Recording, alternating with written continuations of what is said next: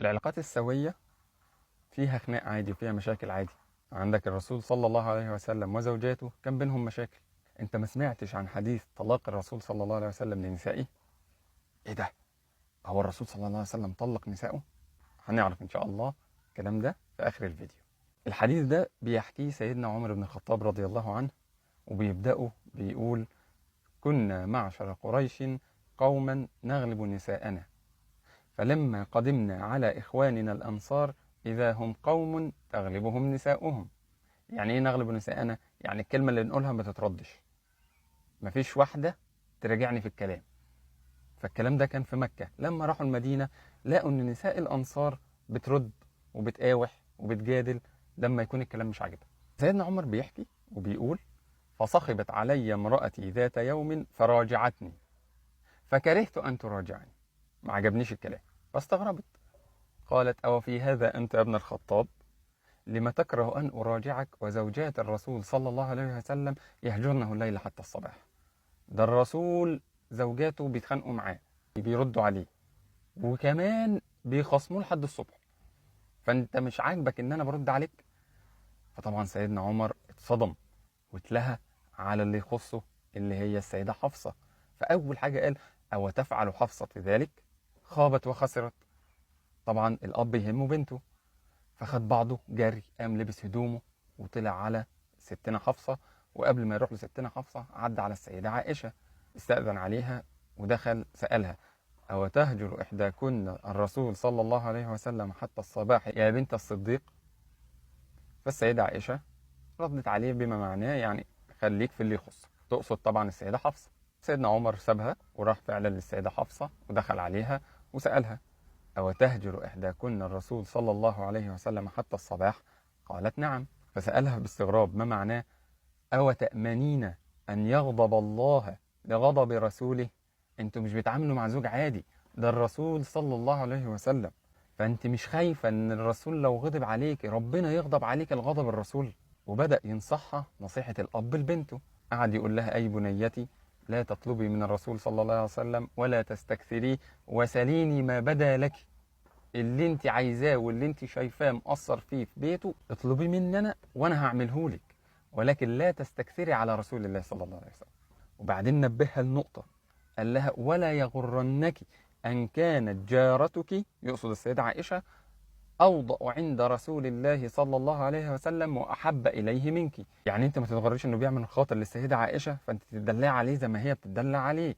لا، اعرفي مقامك واعرفي مكانتك كويس، هي أحب إليه منك، فهيقبل منها اللي ما يقبلوش منك. وروح. في الوقت ده سيدنا عمر كان بيقول: وكنا نتحدث أن غسان تنعل الخيل لغزونا. يعني غسان كانت بتجهز عشان تهجم علينا، كان ده الكلام اللي داير في المدينة.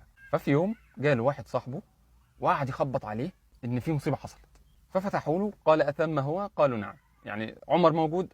طب عايزه بسرعه. فنزل له ساله: ماذا حدث؟ اهجمت غسان؟ الاعداء هجموا على المدينه؟ قال له: بل حدث ما هو اعظم من ذلك واجل، حصلت مصيبه اكبر من كده، طلق الرسول صلى الله عليه وسلم نساءه. فاتصدم سيدنا عمر، واول كلمه قالها: خابت حفصه وخسرت. وطبعا خد هدومه وبقى يلبس هدومه وهو بيجري، وطلع على مين؟ على السيدة حفصة. فوجدها تبكي. قال لها: ما معنى؟ مش أنا نصحتك قبل كده هو الرسول صلى الله عليه وسلم طلقك؟ قالت: لا أدري، محدش عارف. فسيدنا عمر خد بعضه وراح على المسجد، لقى الصحابة متجمعين وكله عمال يتكلم ومحدش عارف حاجة. كل اللي عارفينه إن اللي داير بينهم إن الرسول صلى الله عليه وسلم طلق نساءه. طب إيه اللي حصل يا جماعة؟ قالوا: ده بايت في غرفته اللي في المسجد من امبارح، عشان كده قالوا إن هو طلق نساءه. فراح عند غرفته، لقى الغلام اسمه رباح قاعد على باب الغرفة. قال له: يا رباح، استأذن لعمر، يعني خش قول للرسول صلى الله عليه وسلم عمر عايز يدخل عليك. فدخل ثم خرج. قال: ذكرتك له فصمت. سيدنا عمر بيقول: فذهبت وجلست عند المنبر حتى غلبني ما أجد. يعني أنا قاعد عند المنبر وشايل الهم لدرجة أن أنا خلاص مش قادر أستحمل، لازم أقعد يعني أخش للرسول صلى الله عليه وسلم. فرجع لرباح قال: استأذن لعمر. فدخل ثم خرج. قال: ذكرتك له فصمت. فراح قعد عند المنبر تاني حتى غلبني ما أجد.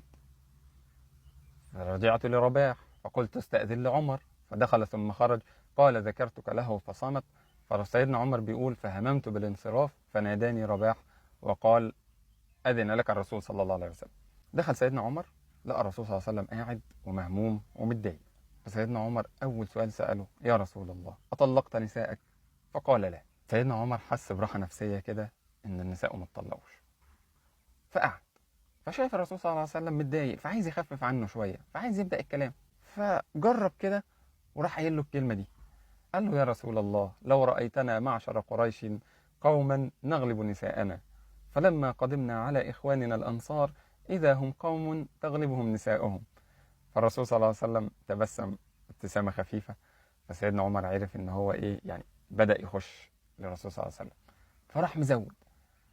قال له يا رسول الله لو رأيتني وأنا أقول لحفصة لا يغرنك أن كانت جارتك أوضأ عند رسول الله صلى الله عليه وسلم وأحب إليه منك.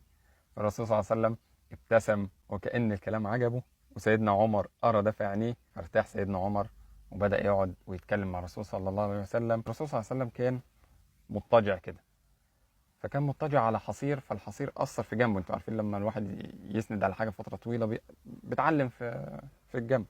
سيدنا عمر لقى الحصير أثر في جنب الرسول صلى الله عليه وسلم، فصعب عليه وقال له يا رسول الله ادعو الله أن يوسع على أمتك، فقد وسع على فارس والروم وهم لا يعبدون الله. فالرسول صلى الله عليه وسلم بعد ما كان مضطجع اتعدل، ودي العلماء بيستشهدوا بيها لما تذكر وكان متكئا فجلس، إن هو سمع حاجة مهمة فتعدل عشان يبين الموضوع. فكان متكئا فجلس وقال أو في هذا أنت يا ابن الخطاب؟ هو ده كل اللي همك؟ هؤلاء قوم عجلت لهم طيباتهم في حياتهم الدنيا. يعني عايز يقول له يا ابن الخطاب ربنا جعل لكم الآخرة خير وأبقى.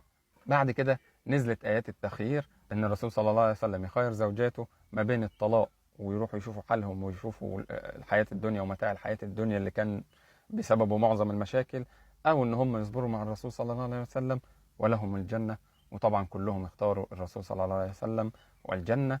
فحتى الرسول صلى الله عليه وسلم وزوجاته كان بيحصل بينهم مشاكل. من رحمة ربنا بينا إنه جعل الكلام ده يحصل عند الرسول صلى الله عليه وسلم عشان يهون علينا كلنا إن إحنا نصبر نفسينا ساعة المشكلة، إن حتى الرسول صلى الله عليه وسلم كانت بتحصل معاه المشاكل دي.